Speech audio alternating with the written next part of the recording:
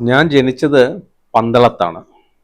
ആഹ് പന്തളത്താണ് ജനിച്ചതെങ്കിലും വാസ്തവത്തിൽ എൻ്റെ ജീവിതം ഏതാണ്ട് വിദ്യാർത്ഥിയായിരുന്ന കാലം മുതൽ ഏറെ കാലവും തിരുവനന്തപുരത്തായിരുന്നു. തുടക്കം ഒരുപക്ഷെ ആദ്യത്തെ എന്താ പറയുന്നത് 1-ാം ക്ലാസ് ആരംഭിച്ചത് അതിൽ ഡൽഹിയിലായിരുന്നു. അതിന് കാരണം അച്ഛൻ പി ഗോവിന്ദപിള്ള, അന്ന് സംയുക്ത കമ്മ്യൂണിസ്റ്റ് പാർട്ടിയാണ്. പാർട്ടി പിളർന്നിട്ടില്ല. സംയുക്ത കമ്മ്യൂണിസ്റ്റ് പാർട്ടിയുടെ അധീനതയിലുള്ള ഒരു പബ്ലിഷിംഗ് ഹൗസ്, പീപ്പിൾസ് പബ്ലിഷിംഗ് ഹൗസിനെ വളരെ പ്രധാനപ്പെട്ട അന്നത്തെ PPH എന്ന് വിളിച്ചിരുന്ന ആ പബ്ലിഷിംഗ് ഹൗസിൻ്റെ ഒരു എഡിറ്ററായിട്ട് ഡൽഹിയിലേക്ക് പോയ സമയമാണ്. അതുകൊണ്ട് ഞങ്ങൾ അന്ന് ഡൽഹിയിൽ കുടുംബസമേതം പോയി.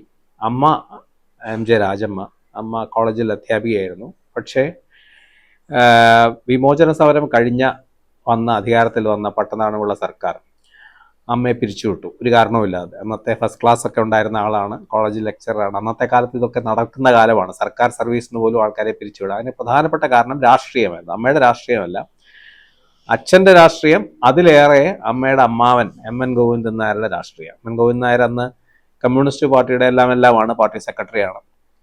അപ്പോൾ വിമോചന സമരം കഴിഞ്ഞ് വന്ന വലിയ കമ്മ്യൂണിസ്റ്റ് വിരുദ്ധ വികാരം വളരെ നിറഞ്ഞു നിന്ന ഒരു കാലമാണ് കോൺഗ്രസിനെയും PSP ഒക്കെ സംബന്ധിച്ചിടത്തോളം. അപ്പോൾ അങ്ങനെ പിരിച്ചുവിട്ടു. അങ്ങനെ ജോലി നഷ്ടപ്പെട്ടു അമ്മയ്ക്ക്. അമ്മ 57 മുതൽ കോളേജിൽ പഠിപ്പിക്കുകയാണ്. അപ്പോൾ ഞങ്ങളങ്ങനെ ഡൽഹിയിലേക്ക് മാറി. ഡൽഹിയിൽ വെച്ച് പാർട്ടി സ്പ്ലിറ്റ് ആവുന്നത് അപ്പോഴാണ്, 64-ലാണ്. അപ്പോൾ ഞങ്ങൾക്കുണ്ടായ 2 തരത്തിലുള്ള പ്രശ്നമാണ്. അച്ഛൻ CPM-ൽ ചേർന്നു. ഞങ്ങൾ അന്ന് താമസിച്ചിരുന്നത് അച്ഛൻ്റെ സഹോദരി ഭർത്താവായ PK വാസുദേവൻ നായരുടെ MP ക്വാർട്ടേഴ്സിലാണ്. ഞങ്ങൾ മാത്രമല്ല, അന്നതൊരു MP നാരായണപിള്ള PKBയുടെ ധർമ്മശാല എന്ന് വിശേഷിപ്പിച്ച ഒരു സ്ഥലമാണ്. ഒരുപാട് സാഹിത്യകാരന്മാർ, MP നാരായണപിള്ളയ്ക്ക് പുറമെ കാക്കനാടൻ, അങ്ങനെ ഒരുപാട് സാഹിത്യകാരന്മാരും നാട്ടുകാരും സഖാക്കളും ഒക്കെ താമസിച്ചിരുന്ന സ്ഥലത്ത് ഒരു കുടുംബമായിട്ട് താമസിച്ചിരുന്നത് ഞങ്ങളാണ്. അങ്ങനെ PKB CPIയുടെ പ്രധാനപ്പെട്ട നേതാവായി, PPH CPIയുടെ കീഴിലായി. അങ്ങനെ പിന്നെ അവിടെ നിൽക്കാൻ നിവൃത്തിയില്ല. അങ്ങനെ ഒരു 1-1.5 വർഷം കഴിഞ്ഞപ്പോൾ തന്നെ നാട്ടിലേക്ക് തിരിച്ചു വന്നു. വാസ്തവത്തിൽ അമ്മയ്ക്ക് ജോലിയില്ലാത്ത പ്രശ്നമുണ്ട്. അച്ഛൻ അത് കഴിഞ്ഞ ഉടനെ സംഭവിച്ചത് വെച്ചാൽ, ഈ CPM-ൻ്റെ CPI തമ്മിലുള്ള ഈ പിളർപ്പിന് ശേഷം നടന്ന ഏറ്റവും പ്രധാനപ്പെട്ട കാര്യം ചൈന ഇന്ത്യ യുദ്ധമാണ്. ആ യുദ്ധത്തിൽ ചൈനയുടെ പക്ഷം പിടിച്ചു എന്ന് ആരോപിച്ച് CPM നേതാക്കളെ മുഴുവൻ വ്യാപകമായി അറസ്റ്റ് ചെയ്ത കാലമാണ് 64. അച്ഛൻ അങ്ങനെ ജയിലിലാവുകയാണ്. വിയൂർ സെൻട്രൽ ജയിലിലാണ് അച്ഛനാവുന്നത്. അപ്പോൾ സ്വാഭാവികമായിട്ട് അപ്പോഴേക്കും ഞങ്ങൾക്ക് അമ്മയ്ക്ക് ജോലിയില്ല, അച്ഛൻ ജയിലിലായി. അങ്ങനെ ഞങ്ങൾ അമ്മയുടെയും അച്ഛൻ്റെയും തറവാടുകളിൽ ആണ് സത്യം പറഞ്ഞ അഭയം തേടിയത്. അന്ന് ഞാനുണ്ട്, എനിക്ക് 5 വയസ്സേ ഉള്ളൂ. എൻ്റെ അനിയത്തി പാർവതി, അവൾക്കന്ന് ഏതാനും മാസങ്ങളെ ഒരു വയസ്സോ മറ്റോ കഷ്ടിച്ചായിട്ടുണ്ട്. പക്ഷേ അപ്പോഴേക്കും ഒരു പ്രയോജനം കിട്ടിയത് 64-ലെ തെരഞ്ഞെടുപ്പ്. അന്ന് തെരഞ്ഞെടുപ്പ് നടന്നു, 65-ലെ വളരെ പ്രശസ്തമായ തെരഞ്ഞെടുപ്പ്. അന്ന് ജയിലിൽ കിടന്നുകൊണ്ടാണ് CPM-കാർ മുഴുവൻ മത്സരിച്ച് വലിയ വിജയം CPM-നുണ്ടായി.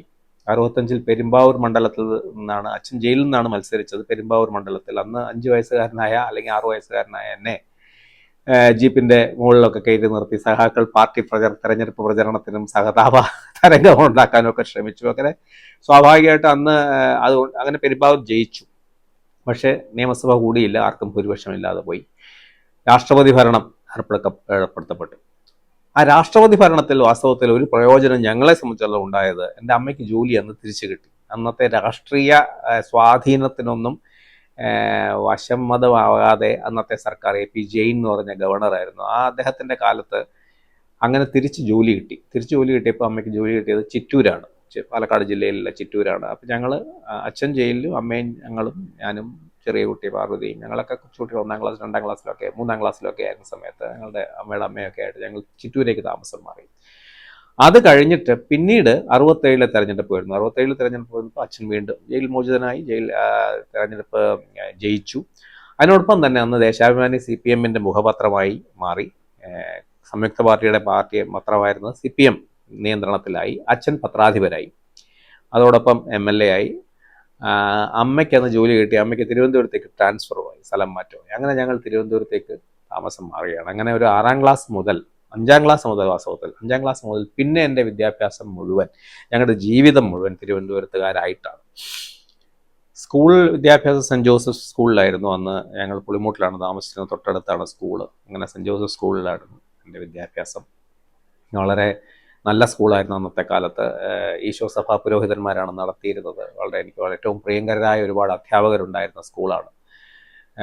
പ്രത്യേകിച്ച് പുരോഹിതന്മാരായിരുന്ന father Cheruvally, father Murikkan, father Paul Kunnangal, father Kunjeria എന്നൊക്കെ പറയുന്ന വളരെ സ്നേഹധനരായിരുന്ന സമർത്ഥരായിരുന്ന അധ്യാപകരായിരുന്നു. അങ്ങനെ സ്കൂൾ കഴിഞ്ഞിട്ട് കോളേജിലേക്ക് പോയി. കോളേജിൽ നിന്ന് പ്രീ ഡിഗ്രി മാരി വാനിയസ് കോളേജിലായിരുന്നു. പിന്നെ യൂണിവേഴ്സിറ്റി കോളേജിൽ വന്ന് എക്കണോമിക്സ് ആയിരുന്നു വിഷയം. പിന്നെ കാര്യവട്ടത്തു നിന്നായിരുന്നു എൻ്റെ പോസ്റ്റ് ഗ്രാജുവേഷൻ, അത് എക്കണോമിക്സ് തന്നെയായിരുന്നു. അന്ന് അത് കഴിഞ്ഞിട്ടാണ് വാസ്തവത്തിൽ പിന്നെ എന്താണ് ചെയ്യേണ്ടത് എന്നുള്ളതിനെക്കുറിച്ചുള്ള പ്രധാനപ്പെട്ട ആലോചനകൾ സ്വാഭാവികമായിട്ട് അപ്പോഴാണല്ലോ വരുന്നത്.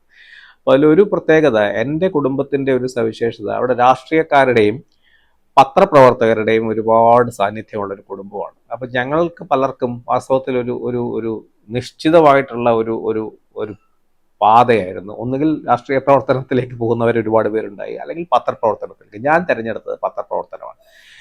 പത്രപ്രവർത്തനം ആകാനുള്ള ആഗ്രഹം ആദ്യം മുതലേ ഉണ്ട്. പ്രത്യേകിച്ച് അച്ഛൻ്റെ ഏതാണ്ട് ഓർമ്മ വെച്ച സമയം മുതൽ പത്രങ്ങളുടെയും പുസ്തകങ്ങളുടെയും അക്ഷരങ്ങളുടെയും ഒരു ലോകത്താണ് ഞാൻ വളർന്നത്. അച്ഛൻ ഇപ്പം എല്ലാവർക്കും അറിയാവുന്ന പോലെ വലിയ വായന കമ്പക്കാരനാണ്. പ്രത്യേകിച്ച് പത്രങ്ങളും പ്രസിദ്ധീകരണങ്ങളും ലോകത്ത് എവിടെ നിന്ന് കിട്ടിയാലും അത് സമ്പാദിച്ചു കൊണ്ടുവന്ന് വീട്ടിൽ. അപ്പം അതിൻ്റെ ഒരു ഇടയിലാണ് വളർന്നത്. അപ്പോൾ പത്രപ്രവർത്തനം എന്നതിനോട് ഒരു വലിയ ആരാധന എനിക്ക് ആദ്യം മുതലേ ഉണ്ടായിരുന്നതാണ്. രാഷ്ട്രീയ പ്രവർത്തകനാകാൻ പലരും ചോദിക്കാറുണ്ട്, എന്തുകൊണ്ട് രാഷ്ട്രീയ പ്രവർത്തകനാകാൻ എനിക്ക് ആദ്യം മുതലേ പല കാരണങ്ങൾ കൊണ്ട് ഒരു മടിയുണ്ടായിരുന്ന ആളാണ്. കാരണം രാഷ്ട്രീയ പ്രവർത്തനം എന്ന് പറഞ്ഞാൽ നിങ്ങളൊരു പാർട്ടിയുടെ അംഗമാവുക, ഒരു പാർട്ടിയുടെ ഭാഗമാവുക. അപ്പോൾ പാർട്ടിയുടെ പൂർണ്ണമായിട്ടും പാർട്ടിക്ക് വിധേയമായി പ്രവർത്തിക്കുക എന്നുള്ളത് എനിക്ക് അന്നു മുതലേ താല്പര്യമില്ലാത്ത കാര്യമാണ്. കാരണം ഒരു വിമർശകനാവാൻ പാർട്ടിയോടുള്ള ആദരവും ബഹുമാനവും ഒക്കെ നിലനിർത്തുമ്പോൾ തന്നെ അതിനെ വിമർശിക്കാനുള്ള സ്വാതന്ത്ര്യങ്ങൾ ഉണ്ടാവണം എന്ന് വിശ്വസിച്ചിരുന്ന ഒരാളാണ് ഞാൻ അന്നു മുതൽ. പിന്നെ രാഷ്ട്രീയ പ്രവർത്തനത്തിൻ്റെ ഒരുപാട് കഷ്ടപ്പാടുകൾ കണ്ട് വളർന്ന ആളുമാണ് ഞാൻ. വീട്ടിലായാലും വ്യക്തിപരമായ അനുഭവങ്ങളിലായാലും ഈ പാർട്ടി പിളർപ്പൊക്കെ ഉണ്ടാക്കിയ വലിയ ദുഃഖങ്ങളുണ്ട്, സങ്കടങ്ങളൊക്കെ ഉണ്ട്. അതിനപ്പുറത്ത് പാർട്ടി വളരെ ക്ലേശകരമായിരുന്ന ഒരു കാലമായിരുന്നു രാഷ്ട്രീയ പ്രവർത്തനം. ഒരുപാട് ത്യാഗങ്ങൾ സഹിക്കുകയും അറസ്റ്റിലാവുകയും പോലീസും ഒക്കെ ആയിട്ടുള്ള. അപ്പം ഞാൻ അതിനൊന്നും അത്ര തയ്യാറുള്ള ആളായിരുന്നില്ല. അല്പം സുഖിമാൻ തന്നെയായിരുന്നു അങ്ങനത്തെ കാര്യത്തിൽ. അപ്പോൾ സ്വാഭാവികമായിട്ടും അതിൻ്റെ രാഷ്ട്രീയത്തിനോട് പുച്ഛമല്ല പ്രധാനമായിട്ടും, അതിനോട് ചില ഈ അഭിപ്രായ വ്യത്യാസങ്ങൾ, പിന്നെ എൻ്റെ തന്നെ ചില പോരായ്മകളും ഒക്കെ കൊണ്ടാണ്. അങ്ങനെ പത്രപ്രവർത്തകനാകാൻ തീരുമാനിച്ചു. പത്രപ്രവർത്തകനാകുമ്പോഴും പാർട്ടി പത്രപ്രവർത്തനമല്ല, ഒരു ഇൻഡിപെൻഡൻറ്റ് സ്വതന്ത്ര പത്രപ്രവർത്തനത്തിൽ തന്നെ ആവണം എന്ന് ഞാൻ നിർബന്ധമുണ്ടായിരുന്ന ആളാണ് എനിക്ക്. അച്ഛൻ്റെ പ്രത്യേകത, അച്ഛൻ ഈ പുസ്തകങ്ങളുടെയും അക്ഷരങ്ങളുടെയും ഒക്കെ ലോകത്തേക്ക് നമ്മൾ നയിക്കുമ്പോഴും വളരെ വലിയ ജനാധിപത്യവാദിയായിരുന്നു മക്കളുടെ കാര്യത്തിലൊക്കെ. ഞാൻ തിരഞ്ഞെടുക്കേണ്ട വിഷയം, എനിക്ക് തിരഞ്ഞെടുക്കേണ്ട പാത എന്തായിരിക്കണം, ഞാൻ എന്ത് പഠിക്കണം, എന്ത് ജോലി ചെയ്യണം, എന്ത് രാഷ്ട്രീയ നിലപാട് സ്വീകരിക്കണം എന്നുള്ളതിലൊന്നും അദ്ദേഹം കൈ കടത്തുന്ന ഒരു സ്വഭാവം ഉണ്ടായിരുന്ന ആളല്ല. എനിക്കതിൻ്റെതായ, പക്ഷേ സ്വാഭാവികമായിട്ടും അതിൻ്റെ ഒരു വിപുലമായ അർത്ഥത്തിൽ അതിൻ്റെ ഒരു ദിശ സൂചിയായിട്ടുള്ള കാര്യങ്ങൾ, ഒരു പ്രകാശഗോപുരം പോലെ അതിൻ്റെ വെളിച്ചം കാണിക്കുക, ഇതാണ് അതിൻ്റെ മൂല്യബോധം ഉണ്ടാവേണ്ടത്. അപ്പോൾ ഒരുപക്ഷെ അച്ഛനിൽ നിന്ന് സ്വീകരിക്കുന്നത് ഒരു പാർട്ടി രാഷ്ട്രീയത്തിൻ്റെയോ അല്ലെങ്കിൽ ഐഡിയോളജിക്ക് അപ്പുറത്ത് ഒരു മൂല്യവ്യവസ്ഥയുടെ ഒരു പൈതൃകമാണ് എനിക്ക് ലഭിച്ചിട്ടുള്ളത്, അല്ലെങ്കിൽ ഞാൻ സന്തോഷത്തോടെ സ്വീകരിച്ചിട്ടുള്ളതെന്നാണ് ഞാൻ വിശ്വസിക്കുന്നത്. അപ്പം ഇങ്ങനത്തെ കാര്യങ്ങളിലൊന്നും, അപ്പം അച്ഛൻ കടുത്ത രാഷ്ട്രീയ പ്രവർത്തകനായും പാർട്ടി പ്രവർത്തകനായിരിക്കുമ്പോഴും ഞാനൊരു സ്വതന്ത്ര കമ്മ്യൂണിസ്റ്റ് ഭാഷയിൽ പറഞ്ഞ ഒരു ബൂർഷ്വാ പത്രപ്രവർത്തനത്തിലേക്ക് തിരിയുമ്പോഴും അദ്ദേഹം അതിന് എതിർപ്പൊന്നും പറഞ്ഞിട്ടില്ല എന്നുള്ളത് ഇപ്പോൾ ഞാൻ വലിയ നന്ദിയോടെ ചാരിതാർത്ഥ്യത്തോടെ ഓർക്കുകയാണ്. ഇക്കാര്യത്തിൽ മാത്രമല്ല, ഒരു കാര്യത്തിൽ ആകെ നിർബന്ധം പിടിച്ചിട്ടുള്ള ഒരേ കാര്യം ഞാൻ തിരിഞ്ഞു നോക്കുമ്പോൾ ഓർക്കുന്നത്, മലയാളം മീഡിയത്തിലെ പഠിക്കാവൂ എന്ന് അച്ഛൻ നിർബന്ധിച്ച് മലയാളം മീഡിയത്തിലാണ് എന്നെയും പാർവതിയൊക്കെ പഠിപ്പിച്ചത്. അന്ന് ഇംഗ്ലീഷ് മീഡിയം വലിയ ഫാഷനായിരുന്നു, തുടങ്ങി വന്നിരുന്നൊരു കാലമാണ്. അപ്പോൾ ആ കാര്യത്തിൽ മാത്രമേ അച്ഛൻ വാശി പിടിച്ചുള്ളൂ എന്നാണ് ഞാൻ തിരിഞ്ഞു നോക്കുമ്പോൾ ഓർമ്മ. അത് കഴിഞ്ഞ് ഞാൻ പഠിക്കുമ്പോൾ എത്ര മാർക്കുണ്ടെന്നോ അല്ലെങ്കിൽ പഠിച്ചത് എത്ര മിടുക്കനായിട്ട് പഠിക്കുന്നുണ്ടോ, ഇതൊന്നും അച്ഛൻ്റെ ശ്രദ്ധയിൽ വന്നിരുന്നേയില്ല. അച്ഛനൊന്നും ശ്രദ്ധിച്ചിരുന്നില്ല. അമ്മയാണ് വീണ്ടും ഞങ്ങളുടെ പഠിത്ത കാര്യത്തിലും പഠിക്കുന്ന കാര്യത്തിലൊക്കെ വീണ്ടും ശ്രദ്ധിച്ചുകൊണ്ടിരുന്നത്. പഠന കാര്യത്തിൽ മാത്രമല്ല, ഞങ്ങളുടെ ദൈനംദിന ആവശ്യങ്ങൾ നടത്തി തരുന്നതും അമ്മ തന്നെയായിരുന്നു. അച്ഛൻ ഈ പറഞ്ഞ പോലെ ഇങ്ങനത്തെ കാര്യങ്ങളിലൊന്നും ഉള്ള ഒരു വ്യക്തി ആയിരുന്നില്ലല്ലോ. അപ്പോൾ പിന്നെ എക്കണോമിക്സ് പഠിച്ചതുകൊണ്ട് ഞാൻ ആദ്യം തിരഞ്ഞെടുത്തത് എക്കണോമിക് ജേർണലിസം ആണ് എനിക്ക് ഇഷ്ടപ്പെട്ടത്. അല്ലെങ്കിൽ അന്നത്തെ കാലത്ത് ഈ 80കളുടെ ഒരു പ്രത്യേകത, എക്കണോമിക് ജേർണലിസം പുതിയതായിട്ട് വളർന്നു വരുന്ന ഒരു കാലമാണ്. ഈ സാമ്പത്തിക മൻമോഹൻ സിംഗിൻ്റെയും നരസിംഹറാവുവിൻ്റെ ഒക്കെ സാമ്പത്തിക പരിഷ്കാരങ്ങൾ 90കളിലാണ് വന്നതെങ്കിലും 80കളിൽ തന്നെ അതിനുള്ള തുടക്കം ഇന്ദിരാഗാന്ധിയുടെ കാലത്തുണ്ടായിരുന്നു. അതോടുകൂടി ഈ എക്കണോമിക് ജേർണലിസം വളർന്നു വന്ന ഒരു ശാഖയായിരുന്നു അന്ന്. എക്കണോമിക് ടൈംസ്, അല്ലെങ്കിൽ ഒരുപാട് ബിസിനസ് സ്റ്റാൻഡേർഡ്, അങ്ങനെയൊക്കെയുള്ള വളരെ പ്രധാനപ്പെട്ട സാമ്പത്തിക പ്രസിദ്ധീകരണങ്ങൾ ഞങ്ങളൊക്കെ പഠിക്കുന്ന MA ഞാൻ എക്കണോമിക്സിന് പഠിക്കുന്ന കാലത്തും വളരെ പ്രാധാന്യത്തോടെ ഞങ്ങളൊക്കെ കാണുകയും വായിക്കുകയൊക്കെ ചെയ്തിരുന്ന ഒന്നാണ്. അപ്പം ഞാൻ പിന്നെ മാത്രമല്ല, അന്നത്തെ ജേർണലിസ്റ്റിക് ആയിട്ടുള്ള ആ സ്ട്രക്ചറിൽ ഈ എക്കണോമിക് ജേർണലിസ്റ്റുകൾക്ക് ഒരു പ്രത്യേക സ്ഥാനം, ഒരുപക്ഷെ അതിൽ ഏറ്റവും പ്രധാനപ്പെട്ട ഒരു സ്ഥാനം ലഭിച്ചിരുന്നൊരു കാലമാണ്. കൂടുതൽ അംഗീകാരം, കൂടുതൽ ശമ്പളം, കൂടുതൽ വലിയ പത്രങ്ങളിലുള്ള സാധ്യത, അങ്ങനെ ഒരു സ്പെഷ്യലൈസേഷൻ്റെ ഒരു കാലം ഇന്ത്യയിലെ തുടങ്ങുന്ന ഒരു സമയമാണ്. അങ്ങനെ അതിനാണ് ആദ്യം തീരുമാനിച്ചത്. അങ്ങനെ ഞാൻ MA കഴിഞ്ഞപ്പോഴും ആദ്യം തീരുമാനിച്ചത് ബോംബെ പോയി എക്കണോമിക് ജേർണലിസം ആരംഭിക്കാതെ. അങ്ങനെ ബോംബെയിലേക്ക് പോയി. ഒരു പ്രത്യേക കാരണം ബോംബെയിലേക്ക് പോകാൻ കാരണം, അന്ന് ശ്രീ MP നാരായണപിള്ള നടത്തുന്ന ഒരു മാഗസീൻ ഉണ്ട്. MP നാരായണപിള്ള എന്ന് പറഞ്ഞാൽ സാഹിത്യകാരനെ നമുക്കറിയാം, കോളമിസ്റ്റിനെ അറിയാം.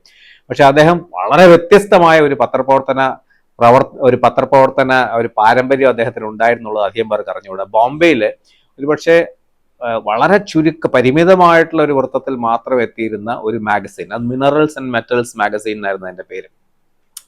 അത് ഈ മിനറൽസിനെ കുറിച്ചും മെറ്റൽസിൻ്റെയുമായിട്ടുള്ള ഒരു പ്രത്യേക തരം ലോകത്ത് മാത്രമുള്ള ഒരു സാധനമാണ്. അപ്പോൾ അദ്ദേഹമായിരുന്നു എൻ്റെ പത്രാധിപർ എന്ന് പറഞ്ഞാൽ വാസ്തവത്തിൽ പലർക്കും അത്ഭുതം തോന്നും. മുഴുവൻ വോൾഫ്രാമൈറ്റ് എന്താണ്, അല്ലെങ്കിൽ മറ്റൊരു പുതിയ മിനറൽ എന്താണ്, ആ മിനറലിൻ്റെ പ്രത്യേകത എന്താണ്, അത് എത്രമാത്രം നമുക്ക് ഇന്ത്യയിൽ ലഭ്യമാണ്, അത് എത്രമാത്രം അതിന് വിലയുണ്ട്, കയറ്റുമതി എന്താ, ഇങ്ങനെയൊക്കെയുള്ള വളരെ ഒരു ട്രേഡ് ഇൻഫർമേഷനുള്ള. അപ്പോൾ MP നാരായണപിള്ള എൻ്റെ ഒരു ആരാധനാപാത്രമാണ് പണ്ട് തന്നെ. ഞാൻ കുട്ടിക്കാലത്ത് ഞാൻ പറഞ്ഞില്ലേ, സ്കൂളിൽ പഠിക്കുന്ന കാലത്ത് മുതൽ അദ്ദേഹത്തിനൊപ്പം, അദ്ദേഹം ഞങ്ങളുടെ കൂടെ ഡൽഹിയിൽ താമസിച്ചിരുന്ന ആളാണ്. അതുകൊണ്ട് നാണപ്പൻ എന്ന് പറഞ്ഞാൽ ഞങ്ങളുടെ വീട്ടിലും നാട്ടിലുമല്ല ഒരുപോലെ വളരെ അച്ഛൻ്റെ അടുത്ത ബന്ധുവാണ് അദ്ദേഹം. അപ്പോൾ MP നാരായണപിള്ളയുടെ കൂടെ പത്രപ്രവർത്തനം ആരംഭിക്കുക. നാണപ്പൻ ചേട്ടൻ എന്നോട് പറഞ്ഞു, ധൈര്യമായിട്ട് പോരെ, നീ ഇങ്ങോട്ട് പോരെ, നോക്കാം എന്നൊക്കെ പറഞ്ഞു. ഇവിടെ ചെന്നപ്പോഴാണ് ഞാൻ ഈ മാഗസീൻ്റെ പ്രത്യേകത മനസ്സിലാക്കുന്നത്.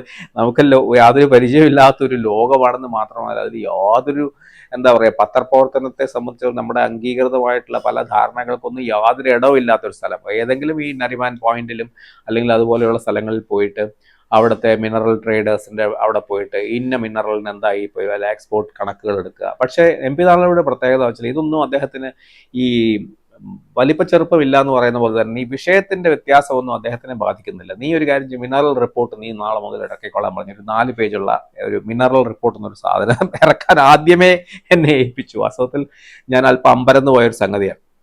പക്ഷേ വലിയ കുഴപ്പമില്ലാതെ സംഗതി നടത്തി അവിടെയൊക്കെ പോയിട്ട്. പക്ഷേ അന്നത്തെ കാലത്ത് ഈ ഓഫ്സെറ്റ് പ്രിന്റിംഗ് ഒക്കെ വരുന്നതേ ഉള്ളൂ. അതുകൊണ്ട് ഇത് നരിമാൻ പോയിന്റ് പോയിട്ട് ഇവിടുന്ന് അതെടുത്ത് അവിടെ പോയിട്ട് ടൈപ്പ് സെറ്റ് ചെയ്ത് പ്രിന്റ് ചെയ്ത് ഇറക്കി കൊണ്ടുവരുന്ന ഈ പണിയെല്ലാം ചെയ്യണം. അപ്പോൾ ജേർണലിസം സംബന്ധിച്ചുള്ള നമ്മുടെ കാൽപ്പനികമായിട്ടുള്ള എല്ലാ ധാരണകളും തകർന്നു പോയ ഒരു കാലമായിരുന്നു. പക്ഷേ നാണപ്പൻ ചേട്ടൻ്റെ കൂടെ വർക്ക് ചെയ്യുക, പ്രവർത്തിക്കുക, ജീവിക്കുക എന്നൊക്കെയുള്ള വളരെ രസകരമായിട്ടുള്ള അനുഭവമാണെങ്കിലും, പക്ഷെ അതുകൊണ്ട് തന്നെ എനിക്ക് പെട്ടെന്ന് അത് പൂർണ്ണമായിട്ടും മടുപ്പ് തോന്നിയ ഒരു സംഭവമായിപ്പോയി. കാരണം മാത്രമല്ല, ഞാനൊരു തിരുവനന്തപുരത്തോടുള്ള ഒരു വലിയ കടുത്ത എൻ്റെ സുഹൃത്തുക്കളും ബന്ധുക്കളും ജീവിതം അതുവരെ നടന്നു തിരുവനന്തപുരത്തിനോടുള്ള ഒരു അഭിനിവേശമുള്ള ഒരു മനുഷ്യനാണ്. അപ്പോൾ ഒരു തരം യുക്തി സഹമല്ലാത്ത തരത്തിലുള്ള ഒരു ഗൃഹാതുരത എന്നൊക്കെ വിളിക്കാവുന്ന തരമാണ്. പക്ഷേ അങ്ങനെ ഒരു വല്ലാത്തൊരു ആവേശം, കാരണം എനിക്ക് തിരുവനന്തപുരത്ത് പോയാൽ മതി എന്നായി. അപ്പോൾ ഈ ബോംബെ പോയി നാഷണൽ ജേർണലിസത്തിൽ വലിയ പേരെടുക്കാമെന്നൊക്കെ വിചാരിച്ചിരുന്ന ആള് വാസ്തവത്തിൽ എങ്ങനെയെങ്കിലും തിരുവനന്തപുരത്ത് എത്തി എന്ത് ചെയ്താൽ മതി എന്നുള്ള തീരുമാനത്തിലെത്തി. ഞാനൊരു 2 വർഷം തികയുന്നതിന് മുമ്പ് തന്നെ MP നാരായണപിള്ളയോടും അദ്ദേഹത്തിൻ്റെ പത്നിയായ പ്രഭാ നാരായണപിള്ള, രണ്ടുപേരും വളരെ അടുത്ത ആൾക്കാരാണ്. ഇപ്പോഴും വളരെയധികം സ്നേഹത്തോടെ MP നാരായണപിള്ള ജീവിച്ചിരിപ്പില്ല, എന്നാലും പ്രഭുചേച്ചിയോടും നാണപ്പൻചേട്ടനോടും യാത്ര പറഞ്ഞ് എനിക്ക് തിരുവനന്തപുരത്തേക്ക് പോയാൽ മതി എന്ന് പറഞ്ഞ് ഞാൻ തിരുവനന്തപുരത്തേക്ക് തിരിച്ച് ഓടി വരികയാണ് ചെയ്തത്.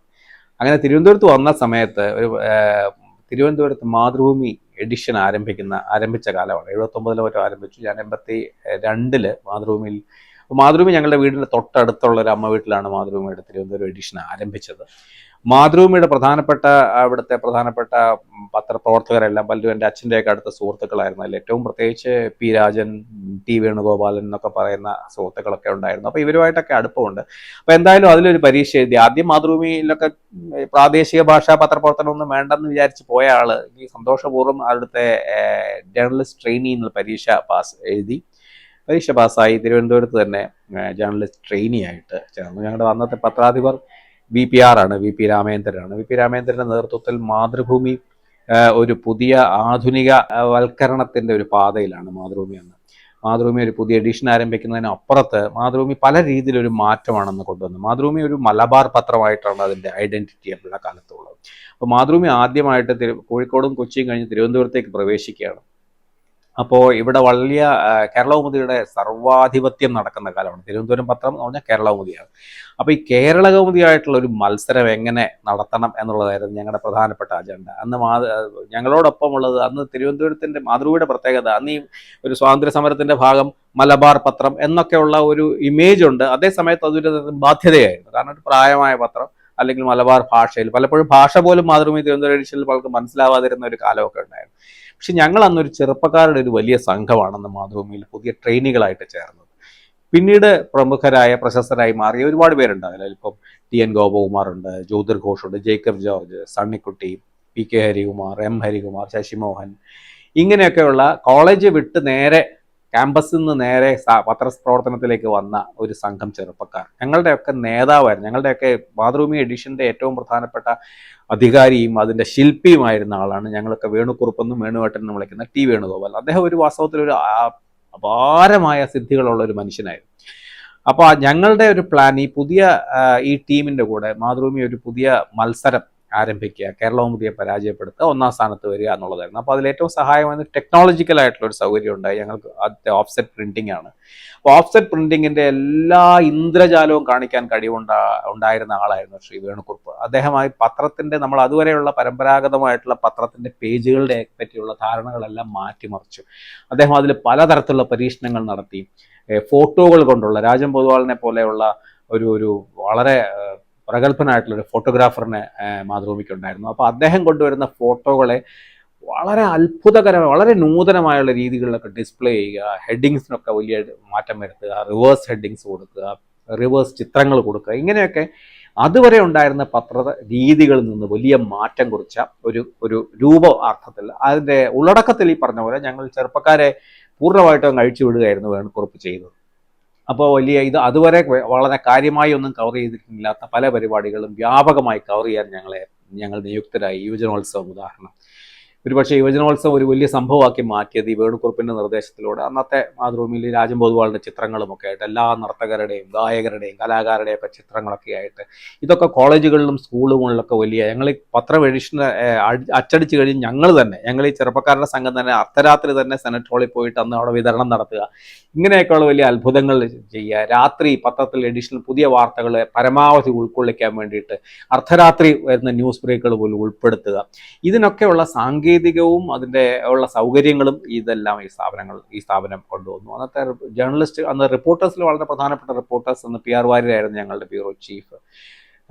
PC Sukumaran Nair, P Rajan, K Prabhakaran, Malayankizhi Gopalakrishnan, G Sekharan Nair, ഇങ്ങനെ തുടങ്ങി അന്നത്തെ വളരെ സമർത്ഥരായ റിപ്പോർട്ടേഴ്സും ഈ ഡിസ്പ്ലേയും ഈ പുതിയ തരത്തിലുള്ള ഒരു യുവത്വവും എല്ലാം കൂടി ആയിട്ട് ഒരു 1-2 വർഷത്തിനിടയ്ക്ക് തന്നെ ഞങ്ങൾ ഒന്നാം സ്ഥാനത്തേക്ക് വന്നു. കേരളകൗമുദിയെ പരാജയപ്പെടുത്തുക തന്നെ ചെയ്തു. ആ സമയത്ത് വലിയ ചില കളർ ചിത്രങ്ങൾ കൊടുക്കുന്നു. ഇതൊരു വലിയ മാതൃഭൂമിയാണ് തിരുവനന്തപുരത്ത് പരീക്ഷിച്ച സംഗതി. അന്ന് അമ്പലങ്ങളിലെ ഉത്സവങ്ങൾ, ആറ്റുകാൽ ഉത്സവം ഒരു വലിയ സംഭവം മീഡിയ ഇവൻ്റ് ആക്കി മാറ്റിയത് ഈ വേണുക്കുറുപ്പും ഞങ്ങളുടെ ആ കാലമാണ്. ഇതൊക്കെ അങ്ങനെ അധികം താമസിക്കുന്നു. പത്തനംതിട്ട ജില്ലാ രൂപീകരണത്തിൻ്റെ സമയമാണ്. അപ്പോൾ ആ രൂപീകരണം സംബന്ധിച്ച് ഒരു വലിയ മാസ് മൂവ്മെൻറ്റ് നടക്കുന്ന സമയമാണ്. അതിൻ്റെ ഒരു പൂർണ്ണമായിട്ടുള്ള മൂവ്മെൻ്റ് ആവേശം കൊണ്ട് അങ്ങനെ പത്തനംതിട്ട ജില്ലയിൽ ശബരിമല ഒരു വലിയ കവറേജ്, വലിയൊരു കവറിങ് ഒരു സാധനമായിട്ട് മാറ്റി. ഇങ്ങനെയൊക്കെ വാസ്തവത്തിൽ ഒരു 2 വർഷം കൊണ്ട് തന്നെ ഒന്നാം സ്ഥാനത്ത് വന്നത് മാതൃഭൂമിയിലായിരുന്നു. ഞാൻ മാതൃഭൂമിയിൽ പക്ഷേ ദീർഘകാലവും ഡെസ്കിലാണ് പ്രവർത്തിച്ചത്. ചെറിയ കാലത്ത് തിരുവനന്തപുരം ബ്യൂറോയിലും പിന്നെ പത്തനംതിട്ട ബ്യൂറോയിലും ഇടുക്കി ബ്യൂറോയിലും ഒക്കെ ഉണ്ടായിട്ടുണ്ട്.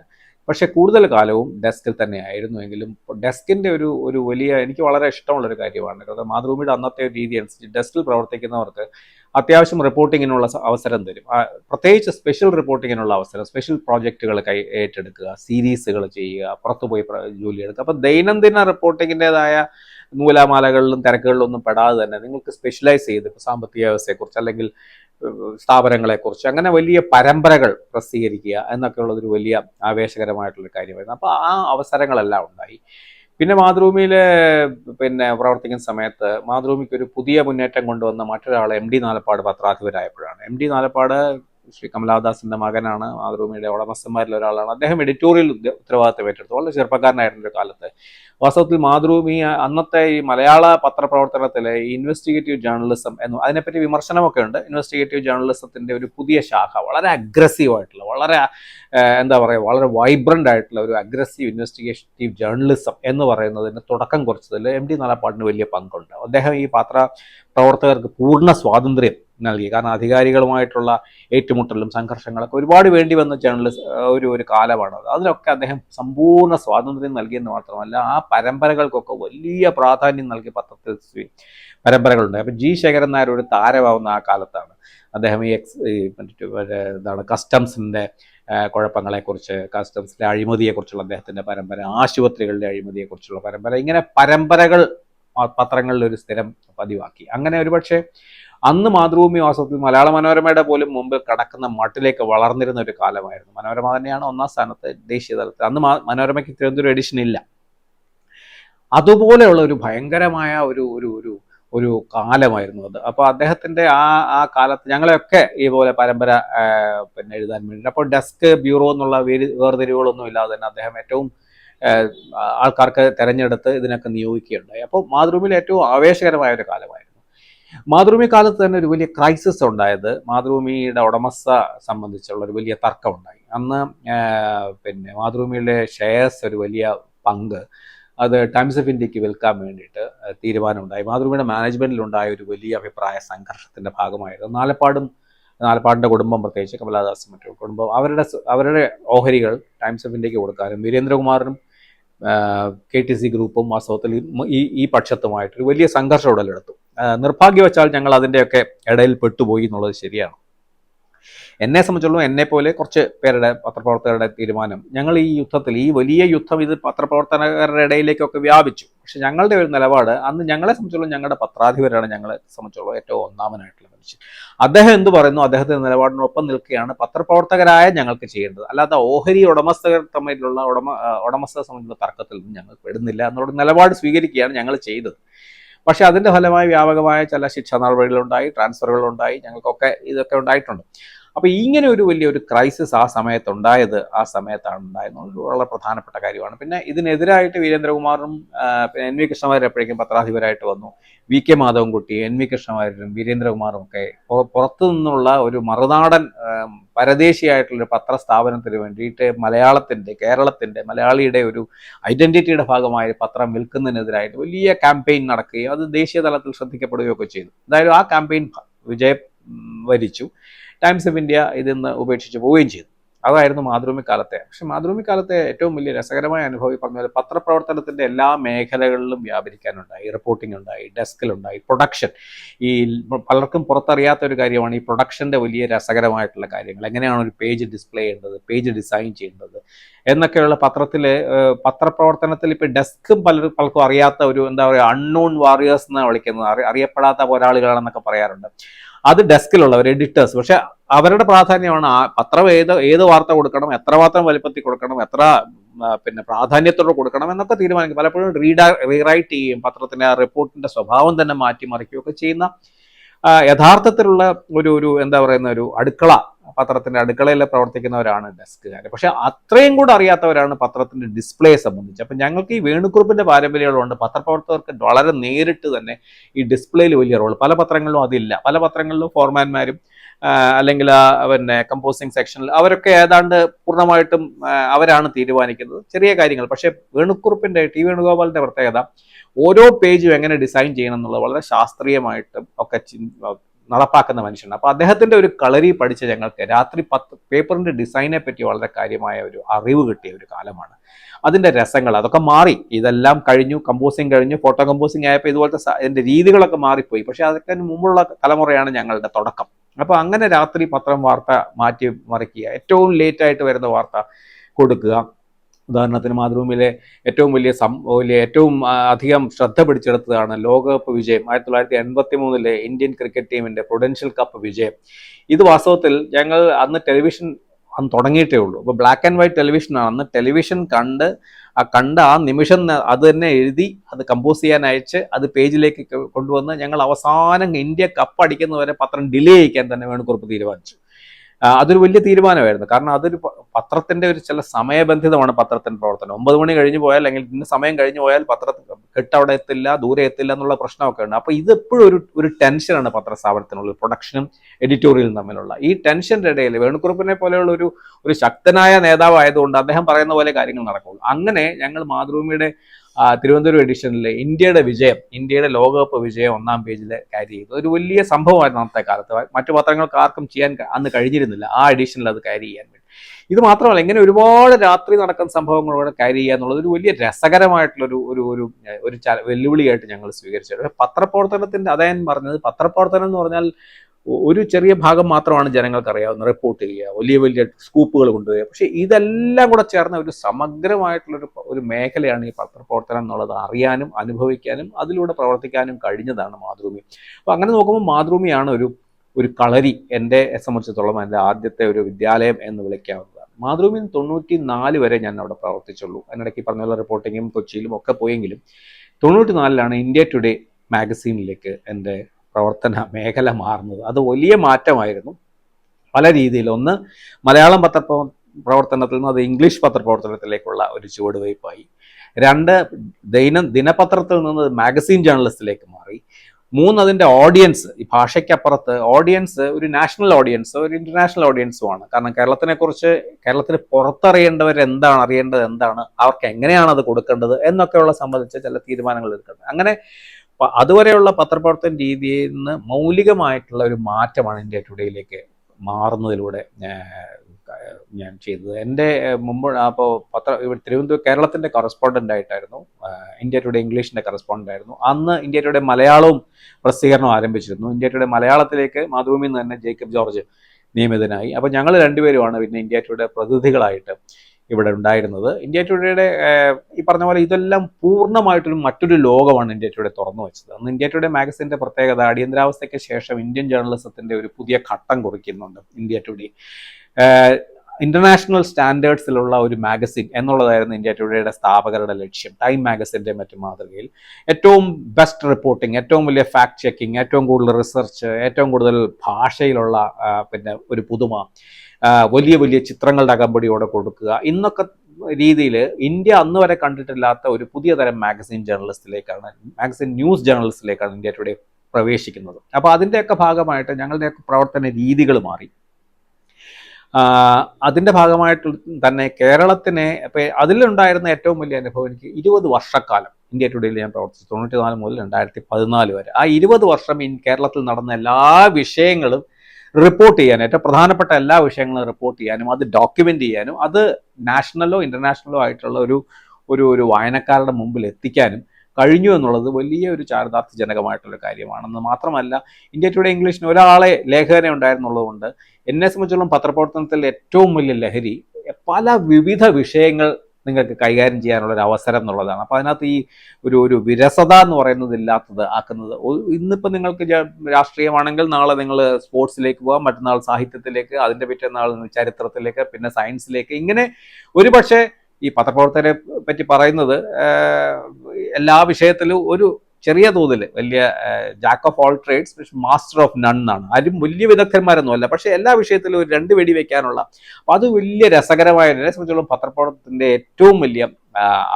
ഏറ്റവും ആകർഷണം വാസ്തവത്തിൽ ഈ ബഹുസ്വരമായിട്ടുള്ള അല്ലെങ്കിൽ ബഹു വിഷയമായിട്ടുള്ള ഒരു ലോകത്തെത്തുക എന്നുള്ളതാണ്. അപ്പോൾ അതിനുള്ള അവസരം കിട്ടി ഇന്ത്യ ടുഡേ കാലത്ത് ഏറ്റവും അഭിമാനിക്കുന്ന തരത്തിലുള്ള ഒരു എപ്പിസോഡ് എന്നെ സംബന്ധിച്ചിടത്തോളം ISRO കേസിൻ്റെ റിപ്പോർട്ടിംഗ് ആണ്. ഇന്ത്യ ടുഡേയുടെ ഒരു സവിശേഷത, ISRO ചാരക്കേസ് മലയാള പത്രപ്രവർത്തനത്തിലെ ഒരു അത്ര സുഖകരമല്ലാത്ത ഒരു അധ്യായമാണ്. കാരണം ശാസ്ത്രീയമായിട്ടുള്ള തെളിവുകളുടെയോ വിവരങ്ങളുടെയോ അടിസ്ഥാനത്തിലല്ലാതെ ഇക്ലിപ്പെടുത്തുന്ന അല്ലെങ്കിൽ ആരെങ്കിലുമൊക്കെ പറഞ്ഞു തരുന്ന ഒരു പരദൂഷണങ്ങളും അല്ലെങ്കിൽ ഒരു എന്താ പറയുന്നത് താക്കോൽ ദ്വാര നിരീക്ഷണത്തിലൂടെ ലഭിക്കുന്ന വിവരങ്ങളും ഒക്കെ ചേർത്ത ഒരു മസാല ജേർണലിസം, അത് ഈ പറഞ്ഞ പോലെ അതിൻ്റെ ഒരു ഉദാഹരണമായിട്ടാണ് പലപ്പോഴും മലയാള പത്രപ്രവർത്തനത്തിൻ്റെ അഭിമാനകരമായ ചരിത്രത്തിൽ പോലും ഒരു ഇരുണ്ട എപ്പിസോഡാണ്, ഒരു ഇരുണ്ട ഏടാണ് ഈ ISRO കേസ്. പലപ്പോഴും ഇതിനെപ്പറ്റി വേണ്ടത്ര വിവരമില്ലാതെയൊക്കെ റിപ്പോർട്ട് ചെയ്ത ഒരുപാട് കഥകളുണ്ട്. അതിനുണ്ടായ നഷ്ടം പത്രപ്രവർത്തനത്തിന് മാത്രമല്ല, ഒരുപാട് മനുഷ്യർക്ക്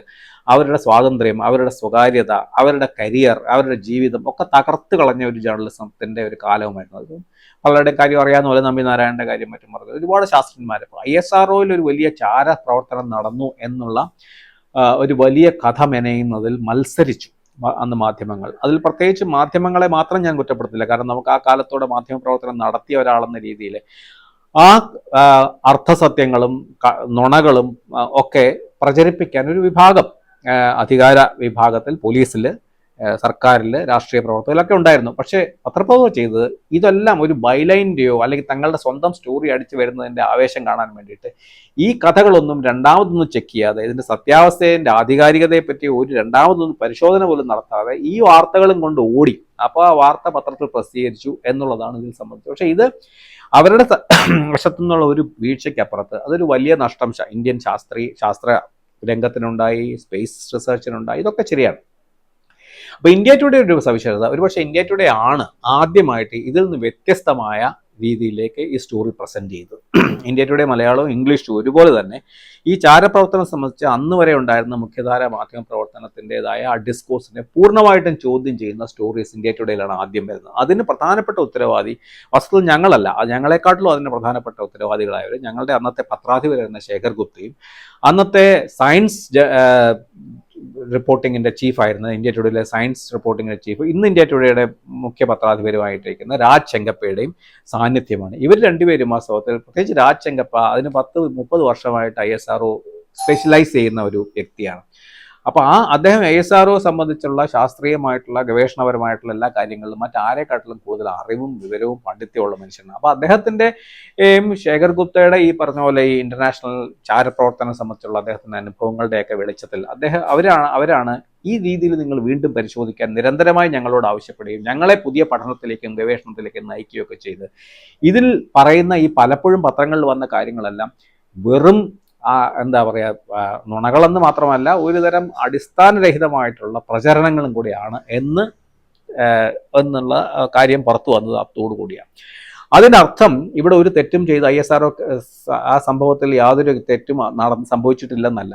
ഒരുപാട് കുഴപ്പങ്ങൾ അതിൽ സംഭവിച്ചിട്ടുണ്ട്. അഴിമതിയുടെ കേസുകളുണ്ട്, മറ്റു സദാചാരപരമായിട്ടുള്ള ചില കാര്യങ്ങളുണ്ട്, ഇതൊക്കെ ഉണ്ടെങ്കിലും പക്ഷേ പല പത്രങ്ങളും അതിര് കടന്ന് അതിശയോക്തിയോടുകൂടി പ്രചരിപ്പിച്ച പല കാര്യങ്ങളും അസത്യങ്ങളോ അർത്ഥസത്യങ്ങളോ ആണെന്ന് തെളിഞ്ഞു. അപ്പോൾ വാസ്തവത്തിൽ അത് മലയാളം ജേർണലിസ്റ്റിലായും ഇന്ത്യൻ ജേർണലിസ്റ്റിലായും ഒരു ഷിഫ്റ്റിനെ കുറിച്ച ഒരു എന്താ പറയുക, ഒരു തെറ്റിൽ നിന്ന് ശരിയിലേക്ക് നയിക്കാനുണ്ടായ ആ കാലഘട്ടത്തിൽ ഞങ്ങൾക്ക് അവിടെ നിൽക്കാൻ കഴിഞ്ഞു എന്നുള്ളതാണ് ഇന്ത്യ ടുഡേ സംബന്ധിച്ചുള്ള കാലത്ത് എൻ്റെ ഏറ്റവും വലിയ സന്തോഷവും അഭിമാനവും എന്നുള്ളത് സംശയമില്ല. പക്ഷെ അതിന് കൂടുതലും ഈ പറഞ്ഞ പോലെ കടപ്പെട്ടിരിക്കുന്നത് ഞങ്ങളുടെ തന്നെ സ്ഥാപനത്തിലെ ഇത് സംബന്ധിച്ച്. അപ്പോൾ വാസ്തവത്തിൽ നമ്മുടെ പത്രപ്രവർത്തനത്തിൻ്റെ ഒരു വലിയ പോരായ്മയാണ് അന്ന് തെളിയിക്കപ്പെട്ടത്. കാരണം നമുക്ക് ചില വിഷയങ്ങളിലുള്ള അറിവില്ലായ്മ, കൂടുതലും അജ്ഞതയാണ്. പക്ഷേ ബൈലൈനോടും സ്റ്റോറിയോടുമുള്ള കമ്പമൊക്കെ ഉണ്ട് പലപ്പോഴും. പിന്നെ മാത്രമല്ല മത്സരം, അതാണ് അതിൻ്റെ ഏറ്റവും വലിയ പ്രശ്നം. അന്നത്തെ ഏറ്റവും പ്രധാനപ്പെട്ട ഒരു പത്രപ്രവർത്തകൻ, ഒരുപാട് കഥകൾ എഴുതിയ പത്രപ്രവർത്തകൻ, പിന്നീട് നമ്പിനാരായണനോട് ചെന്ന് പറയുന്ന ഒരു ഏറ്റുപറയുന്ന ഒരു കുമ്പസാരമുണ്ട്. ആ കുമ്പസാരം, ഞാൻ ഈ വാർത്ത കൊണ്ടുവന്നില്ലെങ്കിൽ അടുത്ത ഞങ്ങൾ മത്സരിക്കുന്ന രണ്ടാമത്തെ പത്രത്തിൽ അല്ലെങ്കിൽ അടുത്ത പത്രത്തിൽ ഈ വാർത്ത കാണുമ്പോൾ രാവിലെ എഡിറ്റോറിയൽ മീറ്റിംഗ് എന്നോട് ചോദിക്കുന്നത് തനിക്കെന്താണ് ഈ വാർത്ത കിട്ടാത്തത്. അപ്പോൾ ഈ നിരന്തരമായ സമ്മർദ്ദം വന്നു. കാരണം മത്സരത്തിൻ്റെതായ സമ്മർദ്ദം കാരണം നമുക്കും എന്തെങ്കിലുമൊക്കെ നാടകീയമായ കഥകൾ കിട്ടണം. അപ്പോൾ ഏതെങ്കിലും ഒരു പോലീസുകാരൻ ഇങ്ങനെ ഒരു കഥ പറഞ്ഞു തരാൻ കാത്തിരിക്കുക, അയാളുടെ വ്യക്തിപരമായ താല്പര്യങ്ങൾ, അന്നത്തെ പോലീസ് സേനയ്ക്ക് അകത്തുണ്ടായ ചില അഭിപ്രായ വ്യത്യാസങ്ങൾ, രാഷ്ട്രീയ കരുണാകരനും ആന്റണി ഗ്രൂപ്പും തമ്മിലുള്ള അഭിപ്രായ വ്യത്യാസങ്ങൾ, മധുസൂദനയും ശ്രീവാസ്തവും തമ്മിലുള്ള പോലീസ് സേനയിലുള്ള അഭിപ്രായ വ്യത്യാസം, ഇതിനെല്ലാം പല രീതിയിൽ പ്രകടിതമായിട്ടുള്ളൊരു സംഭവമാണത്. അപ്പോൾ ഇതൊക്കെ ആരെങ്കിലും പറയുന്ന ഏതെങ്കിലും അത് ഏറ്റവും അമ്പരപ്പിക്കുന്ന ഒരു കഥ വാസ്തവത്തിൽ അത് പ്രസിദ്ധീകരിക്കാനായി കൂടുതൽ ആവേശം. അങ്ങനെ മാലദ്വീപ് വരെ പോയി ചരിത്രവും സ്ത്രീകളുടെ പശ്ചാത്തലമൊക്കെ അന്വേഷിച്ച ഒരു കാലം ഉണ്ടായിരുന്നു. അപ്പോൾ ഇതിൻ്റെ പ്രധാനപ്പെട്ട കാരണം ഈ മത്സരത്തിൻ്റെയും ഇതിനെക്കുറിച്ചുള്ള ഈ വിഷയം, സ്പേസ് സയൻസ് പോലുള്ള സ്ഥലത്ത് ഇങ്ങനൊരു കാര്യം നടക്കാമോ, ചാരപ്രവർത്തനം നടക്കാൻ സാധ്യതയുള്ളതാണോ എന്നൊക്കെ സംബന്ധിച്ചുള്ള അറിവുകേടും ഇത് രണ്ടുമാണ് അതിന് പ്രധാനപ്പെട്ട കാരണമായത്. അപ്പോൾ അതാണ് അതിൽ നിന്നുള്ള വ്യത്യസ്തമായ ഒരു റിപ്പോർട്ടിങ്ങിന് ഞങ്ങളെ സഹായിച്ചത്. ഞാൻ 2014 ഇന്ത്യ ടുഡേയിൽ നിന്ന് രാജിവെച്ച് ഏഷ്യാനെറ്റ് ന്യൂസിൻ്റെ എഡിറ്ററായിട്ട് ചേരുന്നത്. അതിന് പ്രധാനപ്പെട്ട കാരണം തീർച്ചയായിട്ടും ഈ അച്ചടി മാധ്യമത്തിലുള്ള ഒരു 10-30 വർഷക്കാലത്തെ ഒരു പ്രവർത്തനത്തിൽ നിന്ന് ഒരു മാറി പ്രവർത്തിക്കണം എന്നുള്ളൊരു ആഗ്രഹം ഉണ്ടായിരുന്നു. അതിനപ്പുറത്ത് ശ്രീ ടി എൻ ഗോപകുമാറിൻ്റെ, അന്നത്തെ ഏഷ്യാനെറ്റിൻ്റെ എഡിറ്റർ ഇൻ ചീഫ് ആയിരുന്ന ടി എൻ ഗോപകുമാറിൻ്റെ ഒരു പ്രേരണയും നിർബന്ധവും ഒക്കെ കൊണ്ടാണ് ഞാൻ ഏഷ്യാനെറ്റ് ന്യൂസ് ചേരുന്നത്. ഗോപൻ എൻ്റെ മാതൃഭൂമി കാലത്തിന് മുമ്പ് തന്നെ, അതായത് ഞങ്ങൾ കോളേജിൽ പഠിക്കുന്ന കാലം മുതലുള്ള സുഹൃത്തുക്കളാണ്, കുടുംബ സുഹൃത്താണ്. അദ്ദേഹം മാതൃഭൂമി വന്നപ്പോൾ ഞങ്ങൾ വീണ്ടും അത് ശക്തമായിട്ട് തുടർന്നു. അത് കഴിഞ്ഞിട്ട് ഇന്ത്യ ടുഡേയിലും വാസ്തവത്തിൽ ഞാൻ പ്രവർത്തിക്കുന്നതിന് മുമ്പ് ഇന്ത്യ ടുഡേ കേരള കറസ്പോണ്ടൻ്റായിട്ടും കുറച്ച് നാൾ ഗോപൻ ഉണ്ടായിരുന്നു. അപ്പോൾ ഏഷ്യാനെറ്റ് ന്യൂസിൽ അദ്ദേഹത്തിൻ്റെ നിർബന്ധമാണ് അദ്ദേഹത്തിൻ്റെ തൊട്ട് താഴെയായി ഉള്ള ഒരു പദവിയിലേക്ക് ഞാൻ വരുന്നത്. ഒരു വർഷം കഴിഞ്ഞപ്പോഴേക്കും അദ്ദേഹത്തിൻ്റെ ആരോഗ്യം വഷളാവുകയും അങ്ങനെ അദ്ദേഹം അന്തരിക്കുകയാണ് ചെയ്തത് ഗോപൻ. അപ്പോൾ ഗോപൻ്റെ നിര്യാണത്തോടു കൂടി ഏഷ്യാനെറ്റിൻ്റെ ന്യൂസിൻ്റെ പ്രധാനപ്പെട്ട പത്രാധിപരായിട്ട്, എഡിറ്ററായിട്ട് ഞാൻ തുടർന്നു. അതൊരു നേരത്തെ പറഞ്ഞ പോലെ മറ്റൊരു ഒരു പുതിയ വഴിയായി. കാരണം നേരത്തെ അച്ചടി മാധ്യമത്തിൽ നിന്ന് മാഗസിൻ, ഡെയിലി ജേർണലിസ്റ്റ് നിന്ന് മാഗസിൻ ജേർണലിസ്റ്റിലേക്ക് വന്ന പോലെ, മലയാളത്തിൽ ഇംഗ്ലീഷിലേക്കൊക്കെ വന്നതുപോലെ അച്ചടി മാധ്യമത്തിൽ നിന്ന് ഇലക്ട്രോണിക് മാധ്യമത്തിലേക്ക് വരുന്ന ഒരു വലിയ മാറ്റം ആണ് പിന്നീട് ഉണ്ടായത്. അപ്പോൾ ഈ ടെലിവിഷനുമായിട്ടുള്ള എൻ്റെ അതിൻ്റെ സാങ്കേതികമായിട്ടുള്ള കാര്യങ്ങളിലൊന്നും വലിയ വിവരമില്ലായിരുന്നെങ്കിലും ഏഷ്യാനെറ്റ് ന്യൂസ് വന്ന കാലം മുതൽ, ഏഷ്യാനെറ്റ് വന്ന കാലം മുതൽ ടെലിവിഷനുമായിട്ട് ബന്ധപ്പെട്ട് പ്രവർത്തിച്ചിരുന്ന ഒരാളാണ്. അതിലെ ചില പരിപാടികൾ പങ്കെടുക്കുക, അതിൻ്റെ ചില ആലോചനകളിൽ പങ്കെടുക്കുക, അതിൻ്റെ ശശികുമാറുമൊക്കെ ആയിട്ടുള്ള സൗഹൃദം, ഇതെല്ലാം ഉണ്ടായിരുന്നത് കൊണ്ട്, ഗോപനുമായിട്ടുള്ള സൗഹൃദമൊക്കെ ഉണ്ട്. അതിൻ്റെ പ്രവർത്തനങ്ങളുമായിട്ടൊക്കെ ബന്ധപ്പെട്ടിരുന്ന പല രീതിയിൽ പരോക്ഷമായി. അതല്ലാതെ അതിനെക്കുറിച്ചുള്ള ടെലിവിഷൻ്റെ ഈ അതിൻ്റെ പ്രവർത്തന രീതിയെക്കുറിച്ചുള്ള അറിവൊന്നും ഉണ്ടായിട്ടല്ല. പക്ഷേ ആത്യന്തികമായി ഇതെല്ലാം മാധ്യമങ്ങൾ അതായതുകൊണ്ട് ഒരു എഡിറ്ററിൻ്റെ പ്രധാനപ്പെട്ട ഉത്തരവാദിത്വം എന്ന് പറയുന്നത് ഒരു സ്ഥാപനത്തിൻ്റെ പൊതുനയം ആവിഷ്കരിക്കുക, ആ നയത്തിൽ നിന്ന് അത് എത്രമാത്രം വ്യതിചലിക്കുന്നുണ്ട് എന്നുള്ളതിനെക്കുറിച്ച് ജാഗ്രതയോടെ ശ്രദ്ധിക്കുക, വ്യതിചലിക്കാതിരിക്കാനുള്ള ശ്രമം നടത്തുക, അതിൻ്റെ പ്രയോറിറ്റീസ് നിശ്ചയിക്കുക, അതിൻ്റെ ചില ധാർമ്മികമായിട്ടുള്ള പത്രപ്രവർത്തന സമൂഹത്തിന് ചില എത്തിക്കലായിട്ടുള്ള ധാർമ്മികമായിട്ടുള്ള ചില നിലപാടുകളിൽ ഉറച്ചു നിൽക്കാൻ അതിനെ സഹായിക്കുക മുതലായൊക്കെയാണ് എന്നുള്ളത് കൊണ്ട് തന്നെ അതിൻ്റെ ഒരു പത്രാധിപത്യം എന്ന് പറയുന്നത് ഒരു വലിയ ഭാരമായിട്ടോ അല്ലെങ്കിൽ പരിചയമില്ലാത്തൊരു ജോലിയായിട്ടോ എനിക്ക് തോന്നിയില്ല. പിന്നെ ഒരു പ്രധാനപ്പെട്ട ആനുകൂല്യം എന്താണെന്ന് വെച്ചാൽ ഏഷ്യാനെറ്റ് ന്യൂസ് കേരളത്തിൽ അതിൻ്റെ ആരംഭം മുതൽ 1993 അത് ഏഷ്യാനെറ്റ് തുടങ്ങിയ മുതൽ ഇന്നും ഒന്നാം സ്ഥാനത്തുള്ള ഒരു സ്ഥാപനമായതുകൊണ്ട് ആ സ്ഥാനം നിലനിർത്താൻ എങ്ങനെ കഴിയും എന്നുള്ളതിനെക്കുറിച്ച് മാത്രമായിരുന്നു ഏറ്റവും പ്രധാനപ്പെട്ട ആലോചന. കാരണം വലിയൊരു അതിൻ്റെ മൊമെൻറ്റം മോശമാവാതെ നിലനിർത്തുക എന്നുള്ളത്. അപ്പോൾ തീർച്ചയായിട്ടും അവിടെ കുറേ പിന്നെ ടെലിവിഷനുമായിട്ടുള്ള ഒരു ബന്ധം കാരണം ഒക്കെ, ടെലിവിഷൻ്റെ രീതികളും ഒക്കെ ആയിട്ടുള്ള ചില അടുപ്പമൊക്കെ കാരണം ഞാൻ കുറേ അധികം പരിപാടികൾ അവിടെ ചെയ്യാൻ, ഈ പൊതു നയ രൂപീകരണത്തിലും അതിനെ നടപ്പാക്കലിലൊക്കെ പുറമെ സ്വന്തമായി കുറേയധികം പരിപാടികൾ അവിടെ ചെയ്യാനും ഇടയായിട്ടുണ്ട്. ഇന്ദിരയുടെ നൂറ്റാണ്ട്, വാക്കുപൂക്കും കാലം എന്നൊക്കെ പറഞ്ഞ് മലയാള സാഹിത്യത്തിൻ്റെ ഒരു ചരിത്രം, ഇന്ദിരാഗാന്ധിയുടെ ജീവചരിത്രം, മഹാത്മാഗാന്ധിയെക്കുറിച്ചൊരു ഡോക്യുമെൻ്ററി, കേരള രാഷ്ട്രീയത്തെക്കുറിച്ചുള്ള ഒട്ടേറെ പരമ്പരകൾ, പിന്നെ കേരളത്തിൻ്റെ അതിനു മുമ്പുണ്ടായിരുന്ന ഒരു 20 വർഷം കേരളത്തിൻ്റെ വിവിധ തലങ്ങളിൽ എങ്ങനെ മാറി മറിഞ്ഞു കേരളം എന്നുള്ളത് സംബന്ധിച്ചുള്ള പരമ്പര, ഇങ്ങനെ പിന്നെ എൻ്റെ പുഴ മുതലായ ചില വളരെ പ്രധാനപ്പെട്ട ചില പരിപാടികൾക്ക് നേതൃത്വം കൊടുക്കാനായി. ഇങ്ങനെയൊക്കെയുള്ള വളരെ അർത്ഥപൂർണമെന്ന് ഞാൻ കരുതുന്ന കുറേ അധികം പരിപാടികൾക്ക് തുടക്കം കുറിക്കാനൊക്കെ ശ്രമിക്കുക, അതിനുവേണ്ടി അത് നടപ്പിലാക്കാനും അത് സംപ്രേഷണം ചെയ്യാനും ഒക്കെ കഴിഞ്ഞു. അതിനോടൊപ്പം ഏഷ്യാനെറ്റിൻ്റെ അതിൻ്റെ ഒന്നാം സ്ഥാനം നിലനിർത്താനും അത് മാന്യമായി തന്നെ അതിൻ്റെ മുന്നോട്ട് കൊണ്ടുപോകാനൊക്കെ കഴിയുമെന്നാണ് എൻ്റെ വിശ്വാസം. അവിടെ ഉണ്ടായിരുന്ന ഒരു പ്രധാനപ്പെട്ട വെല്ലുവിളി വാസ്തവത്തിൽ നമ്മുടെ സമൂഹത്തിൻ്റെ ചില മാറ്റങ്ങളുമായിട്ട് ബന്ധപ്പെട്ടാണ് ആ വെല്ലുവിളി കാണുന്നത്. കാരണം പലപ്പോഴും ഈ മാധ്യമങ്ങളെ സംബന്ധിച്ചുള്ള ഒരു പരമ്പരാഗതമായ ഒരു രീതി, അത് നിഷ്പക്ഷമായിരിക്കണം, അത് സ്വതന്ത്രമായിരിക്കണം എന്നൊക്കെയുള്ള സംബന്ധിച്ചുള്ള ഒരു വളരെ ജനങ്ങൾ അങ്ങനെ ഉള്ള മാധ്യമങ്ങളെ സ്വീകരിക്കുകയുള്ളൂ, അംഗീകരിക്കുകയുള്ളൂ എന്നുള്ളതാണ് നമ്മുടെ ഇതുവരെ ഉണ്ടായിരുന്ന ഒരു രീതി. അതുകൊണ്ട് തന്നെയാണ് ഒരുപക്ഷെ രാഷ്ട്രീയ പാർട്ടികൾ എത്ര വലുതാണെങ്കിലും ആ രാഷ്ട്രീയ പാർട്ടികൾ നടത്തുന്ന പത്രങ്ങൾക്കോ അല്ലെങ്കിൽ മാധ്യമങ്ങൾക്കോ രാഷ്ട്രീയ പാർട്ടികൾക്കുള്ള ആനുപാതികമായിട്ടുള്ള അംഗീകാരമോ സമ്മതിയോ ഒന്നും അതിനുണ്ടാവാറില്ല. കാരണം ആ പാർട്ടിയിൽ വിശ്വസിക്കുന്നവർ പോലും വാർത്ത അറിയാനും ചിലപ്പോൾ മറ്റു പത്രങ്ങളെ ആയിരിക്കും.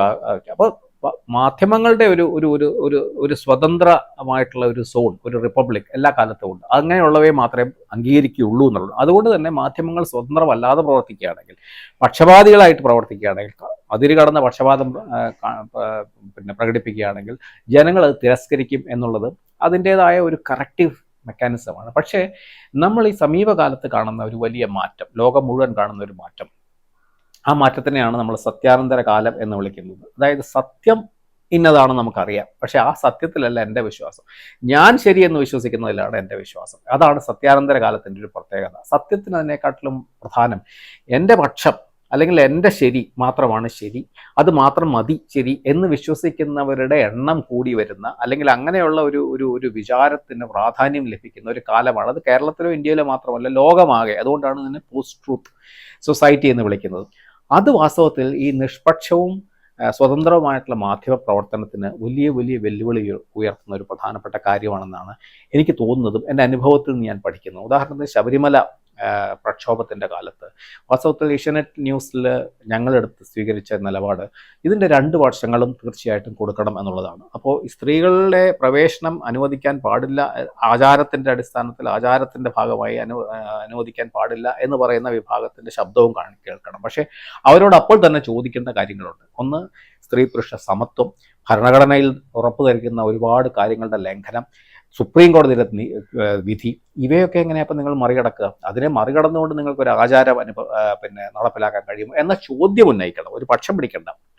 പക്ഷെ ഇങ്ങനെയുള്ള ഒരു ബാലൻസ്ഡ് ആയിട്ടുള്ള നിലപാടിന് ഒരു ഒരു ഒരു വാസ്തവത്തിൽ ക്രമേണ അതൊരു വലിയ വെല്ലുവിളിയും സമ്മർദ്ദവും നേരിട്ട ഒരു കാലമായിരുന്നു ആ ശബരിമല പ്രക്ഷോഭകാലം. ആ ശബരിമല പ്രക്ഷോഭകാലത്ത് ഭൂരിപക്ഷം ജനങ്ങളും ഒരു പക്ഷത്തിൻ്റെയോ ഒരു മതത്തിൻ്റെയോ അല്ലെങ്കിൽ ഒരു വിഭാഗത്തിൻ്റെയോ ഭാഗമായിട്ട് കൂറുമാറുന്ന, അല്ലെങ്കിൽ ആ ചേരിയോട് ഉറച്ചു നിൽക്കുന്ന ഒരു ഒരു ഒരു കാലമായിരുന്നു. അതുകൊണ്ട് സംഭവിച്ചത്, മാധ്യമരംഗത്ത് സംഭവിച്ചത്, ഇങ്ങനെ പക്ഷപാതികളായ ആ സമയത്ത് ഒരു പക്ഷപാതിയായ മാധ്യമത്തിനായി കൂടുതൽ അംഗീകാരവും സമ്മതിയും ലഭിക്കുന്നത്. അതിൻ്റെ ഏറ്റവും വലിയ ഉദാഹരണം, അന്നത്തെ കാലത്ത് ഏറ്റവും താഴെ തലത്തിൽ നിന്നിരുന്ന ഒരു ടെലിവിഷൻ ചാനൽ വളരെ നഗ്നമായ പക്ഷപാതം, ഒരു മതാഭിമുഖ്യം പ്രകടിപ്പിച്ചുകൊണ്ട് മുന്നോട്ട് വരികയും അത് നിരന്തരമായ റേറ്റിംഗിൽ മുന്നോട്ട് വരികയും ചെയ്തു. അങ്ങനെ 1ാം സ്ഥാനക്കാരായ ഏഷ്യാനെറ്റ് ന്യൂസിന് പോലും വെല്ലുവിളി ഉയർത്തിക്കൊണ്ട് ഈ പുതിയ ചാനൽ 2ാം സ്ഥാനത്തും വരെ കുതിച്ചെത്തുക എന്നുള്ളൊരു അവസ്ഥയുണ്ടായി.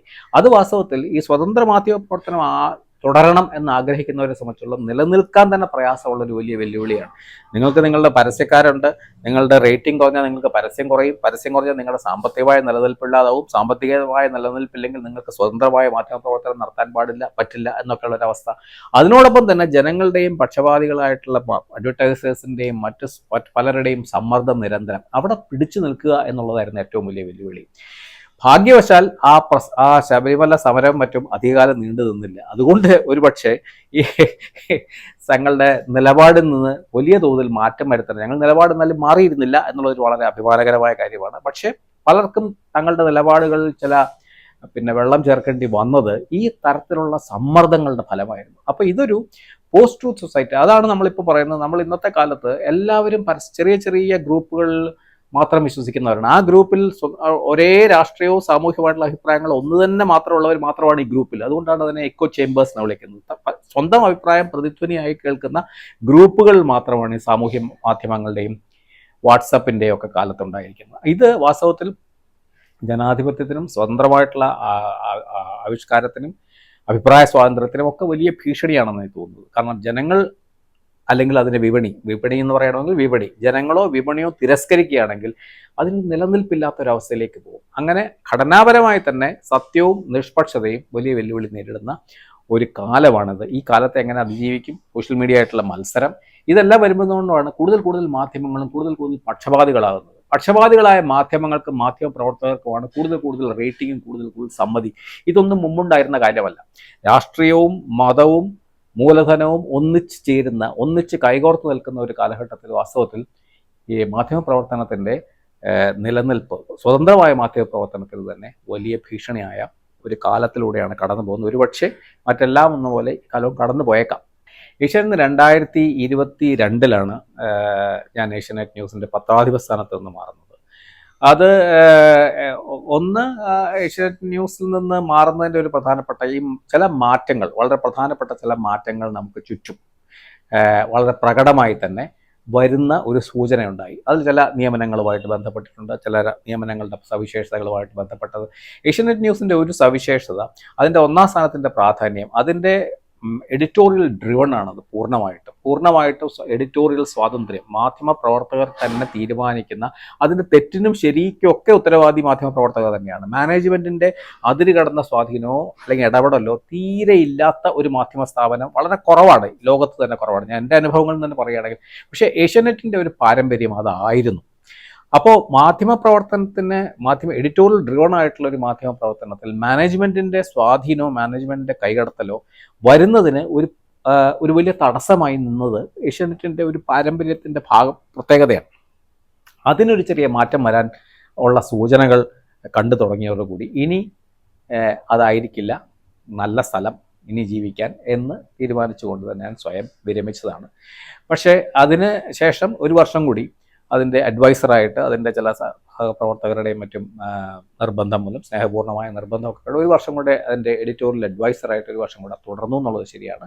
പക്ഷേ പ്രധാനപ്പെട്ട കാരണം ഈ പുതിയ കാലത്തെ ചില മാറ്റങ്ങൾ, അത് പൊതുവേ മാധ്യമരംഗത്ത് വന്ന മാറ്റങ്ങളും പ്രത്യേകിച്ച് ഞാൻ പ്രവർത്തിച്ച ആ സ്ഥാപനത്തിൽ വന്ന ചില മാറ്റങ്ങളും ആയി പൊരുത്തപ്പെടാൻ കുറച്ച് ബുദ്ധിമുട്ടുണ്ടാവും എന്നുള്ള തിരിച്ചറിവോടുകൂടി തന്നെയാണ് മാറിയത് എന്ന് മാത്രമേ ഇപ്പോൾ പറയാൻ കഴിയൂ. ഇപ്പോഴുള്ള ഏറ്റവും വലിയ ഭീഷണി പരമ്പരാഗതമായിട്ടുള്ള അല്ലെങ്കിൽ മുഖ്യധാരാ മാധ്യമ പ്രവർത്തനത്തിൻ്റെ നിലനിൽപ്പ് ഒരു വലിയ അപകടസന്ധിയിലാണ്. അതിപ്പോൾ വളരെ കാലം മുമ്പ് അച്ചടി മാധ്യമങ്ങളുടെ കാലം അവസാനിച്ചു എന്ന് നമ്മൾ പ്രഖ്യാപിച്ചിരുന്നു. 50കളിൽ തന്നെ പടിഞ്ഞാറൻ രാജ്യങ്ങളിലൊക്കെ അത് അവസാനിച്ചു.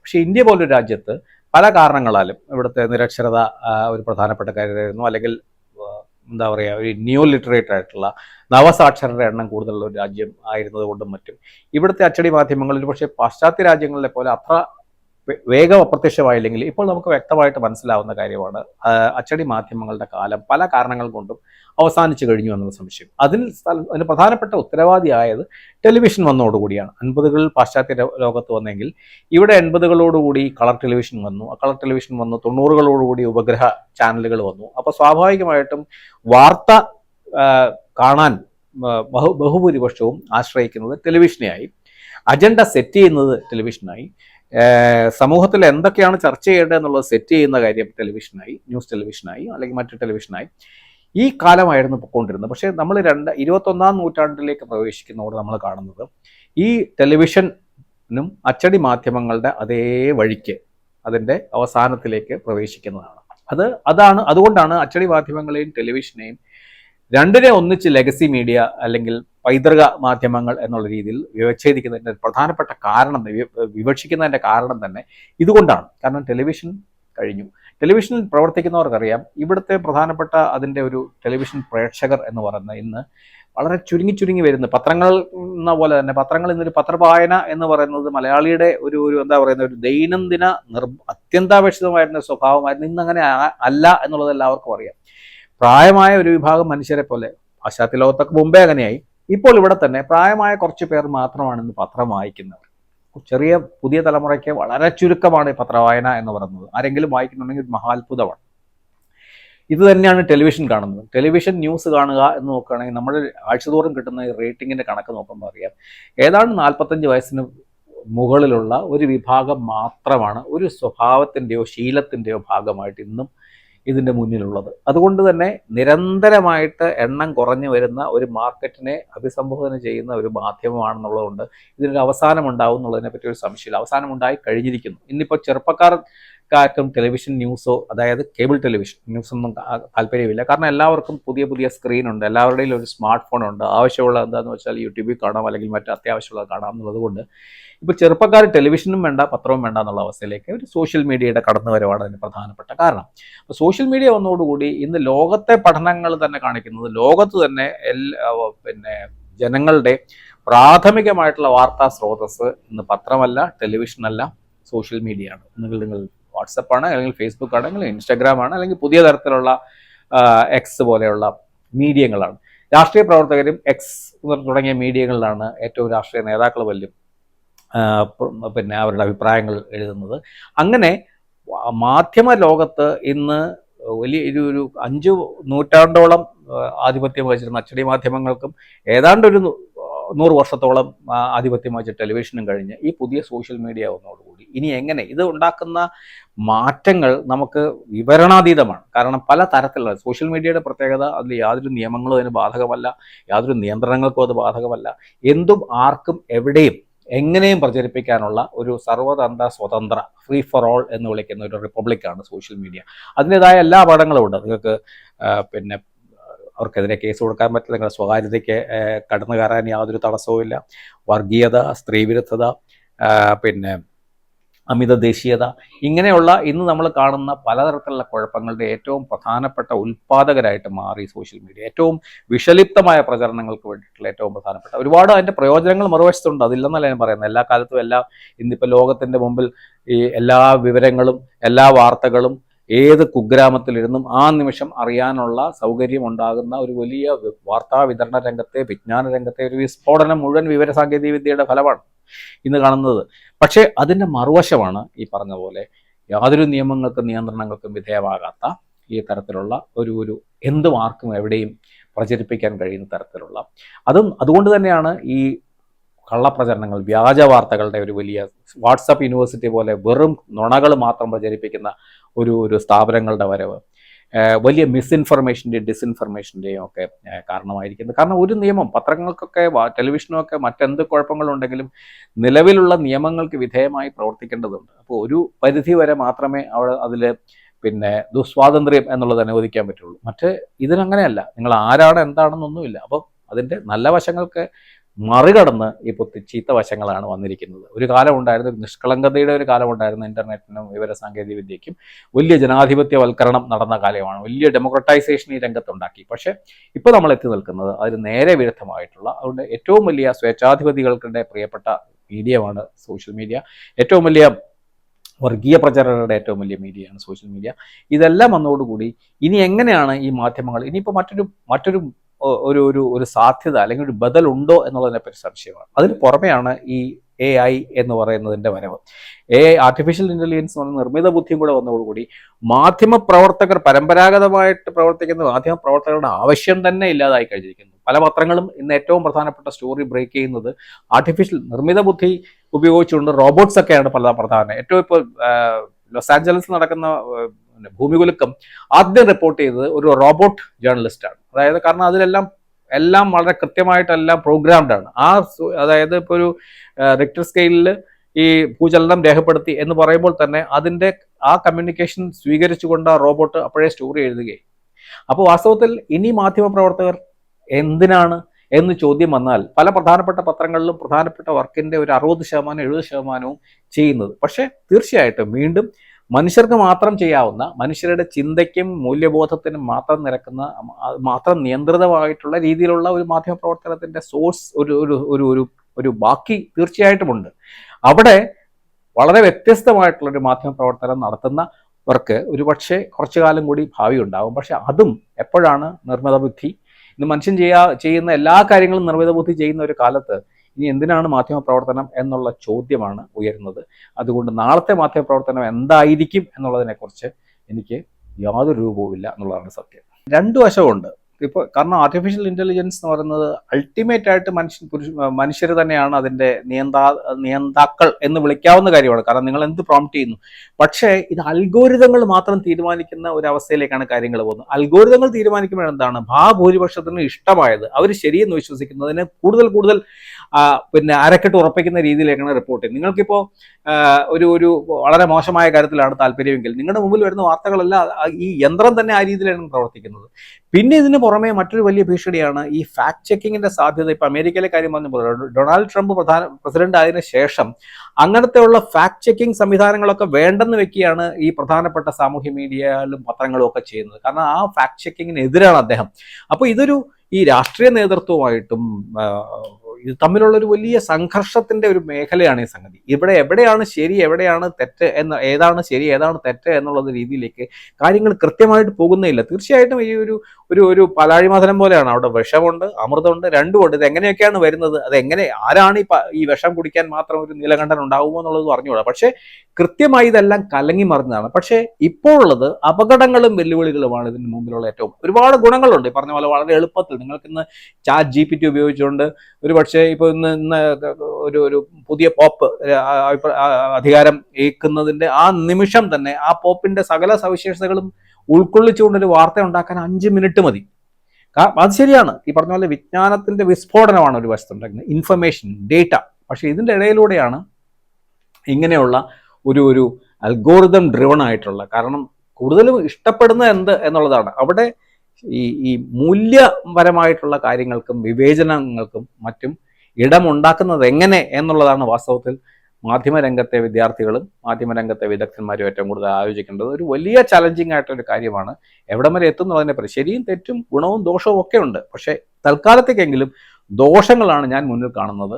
ഒരു പക്ഷേ നാളെ ഈ കൂടുതൽ ഇതെല്ലാവർക്കും ബോധ്യപ്പെടുകയും, ഇപ്പൊ പറഞ്ഞ പോലെ ഈ ഒരു യുദ്ധം വരികയാണ്. ആ യുദ്ധം പണ്ട് മുതലേ മാധ്യമങ്ങൾ യുദ്ധത്തിനെ പക്ഷപാതപരമായിട്ടും ഒക്കെ സമീപിക്കുന്ന ഒരു രീതിയുണ്ട് ആദ്യം മുതൽ. അതുകൊണ്ടാണ് ട്രൂത്താണ്, സത്യമാണ് യുദ്ധത്തിലെ ആദ്യത്തെ കാഷ്വാലിറ്റി, അല്ല ആദ്യം മരിക്കുന്നത്, രക്തസാക്ഷിയാവുന്ന സത്യമാണെന്ന് പറഞ്ഞു. അപ്പൊ ഇത് ഇങ്ങനെയുള്ള വരുന്ന സമയത്ത് ഇത് ബോധപൂർവം പ്രചരിപ്പിച്ചിട്ടില്ലെങ്കിലും ഇതാണ് കൂടുതൽ പേരും, സമൂഹത്തിൽ കൂടുതൽ പേരും ഈ അനുസരിച്ചാണ് പോകുന്നതെങ്കിൽ ഈ അൽഗോരിതം അതനുസരിച്ച് തന്നെ തീരുമാനിക്കുക. അപ്പൊ ഈ നുണപ്രചരണത്തിന്റെ ഏറ്റവും ഫലപ്രദമായ നുണപ്രചരണം നടത്താൻ ഏത് അൽഗോരിതത്തിനാണ് കഴിയുന്നതെന്ന് വെച്ചാൽ ആ അൽഗോരിതത്തിനായിരിക്കും കൂടുതൽ അംഗീകാരം. അപ്പോൾ ഇതൊരു വളരെ സന്ദിഗ്ധ കാലമാണ്.